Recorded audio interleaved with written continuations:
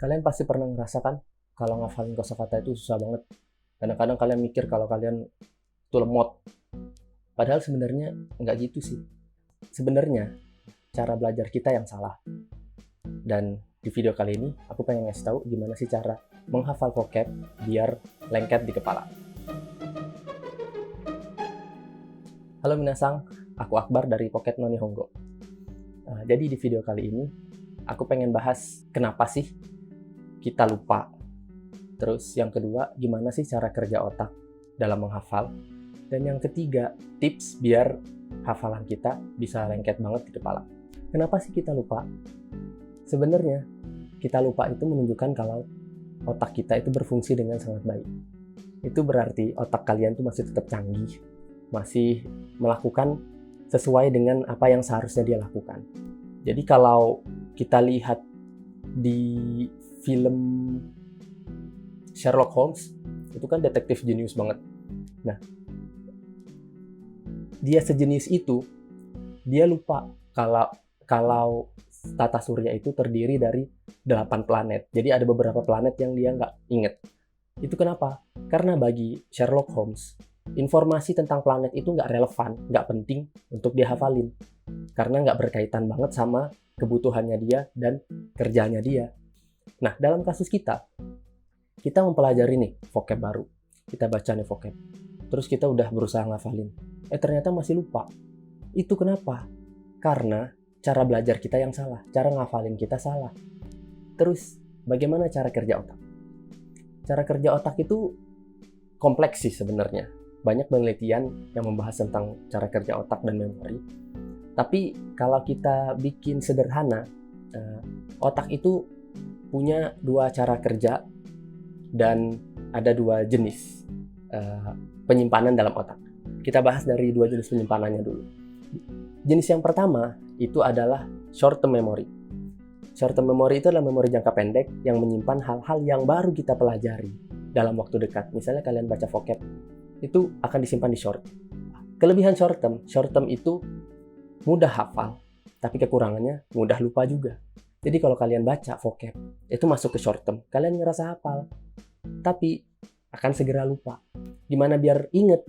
Yaitu dimasukin ke long term dengan long term memory. Di long term memory itu, vocab akan lebih bertahan lama, jadi disimpan dengan baik di long term memory. Ketika vocab yang kalian pelajari itu udah masuk ke long term memory, kemungkinan besar vocab itu nggak akan dilupakan. Jadi kalian akan ingat terus. Itu 2 jenis penyimpanan dalam otak ya. Cara kerja otak itu ada 2. Yang pertama itu adalah storage strength. Storage strength itu apa? Storage strength itu adalah penyimpanan raksasa yang ada di dalam kepala kita. Jadi itu udah kayak hard drive gitu, nyimpen apapun yang kalian pelajari di dalamnya. Penyimpanannya seluas apa? Itu hampir nggak terbatas. Tapi masalahnya adalah ketika disimpan di situ, karena banyak banget barang di situ, itu akan sulit untuk mencarinya. Iya kan? Kalau kalian punya lemari yang besar aja, lemari besar terus kalian masukin semuanya ke dalam situ. Terus pas kalian lagi nyari sesuatu, misalnya nyari topi, kalian akan bingung nyarinya kan? Bakal butuh waktu lama untuk nyarinya. Nah itu storage strength, ibaratnya kayak gitu. Terus kalau yang kedua itu retrieval strength, adalah kemampuan otak untuk menggali lagi ingatan-ingatan yang sudah, atau pelajaran-pelajaran, dalam hal ini vocab yang udah kita pelajari, digali lagi, terus ditampilin sehingga kita ingat. Itu retrieval strength. Kalau kalian pernah nonton film Inside Out, di situ digambarin sih sebenarnya gimana cara kerja otak. Di situ digambarin kalau otak itu bentuknya seperti kayak penyimpanan raksasa besar banget, terus banyak rak-raknya. Di situ memori disimpan, terus bentuk memori itu di dalam film itu ya digambarin sebagai bola-bola.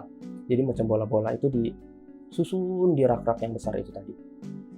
Terus retrieval strength itu apa? Kalau di film itu ditunjukin kalau ketika kita berusaha nginget tentang sesuatu, maka bola itu akan ditarik lagi dari penyimpanan yang besar itu, ditarik, terus ditampilin. Jadi itu bikin kita ingat. Masalah utama kita sebenarnya adalah kita sulit untuk mengambil lagi memori yang sudah disimpan di dalam penyimpanan tadi itu. Jadi dalam otak kita ini macam-macam isinya kan. Nah, ketika kita berusaha nginget, apa ya vocabnya bahasa Jepangnya makan ya misalnya kan. Kita tuh mikir, ada proses mikir. Itu proses yang mengambil ingatan itu. Jadi kalau kita udah pernah belajar, bakal muncul. Nah, cepet enggaknya, kadang-kadang kita mikir, apa ya kita pikir, kadang lama, kadang cepet, beda-beda kan. Itu tergantung dari tingkat kekuatan retrieval strength kita itu tadi. Kalau retrieval strength kita kuat, itu mah akan mudah ngambil ingatan-ingatan itu untuk ditampilkan ke kita. Contohnya aja ya, dalam kosakata yang kita punya. Dari 100 kosakata, ada banyak kosakata yang kita kadang-kadang lupa nih. Kadang-kadang lupa atau lambat banget ngambilnya. Kalau kita berusaha ingat, jadi ingat. Ada yang nggak perlu susah-susah, kita udah inget. Misalnya kayak watashi, terus gakko, segala macam yang kata-kata yang dasar yang udah lama banget kita pelajari, udah dari lama kita pelajari, itu gampang banget kan kita ingat. Kenapa? Karena retrieval strength kita udah sangat kuat dengan kosakata-kosakata itu. Itu cara kerja otak ya. Terus pembahasan yang ketiga, gimana sih tipsnya biar kita bisa ngafalin vocab itu bisa tahan lama? Ada satu cara yang juga didasarkan sama penelitian, namanya space repetition. Metode ini kalau nggak dibilang yang paling powerful, yang paling hebat, yang sekarang paling hebat itu ya, kalau nggak dibilang yang paling, ini salah satu yang terbaik lah. Jadi kalau kita pakai ini bakal mudah sepertinya untuk mengingat vocab-vocab yang udah kita pelajari. Di penelitian yang dilakukan, tingkat efektivitas space repetition ini meningkat dari 30%. Misalnya kita belajar 10 kosakata, kita ngafalin 10 kosakata, terus dites, orang yang nggak pakai space repetition itu bisa menjawab sekitar 30%. Ketika dibandingkan dengan yang pakai space repetition, itu meningkat dari 30% menjadi 80% dengan waktu belajar yang sama. Metode ini gimana sih cara pakainya?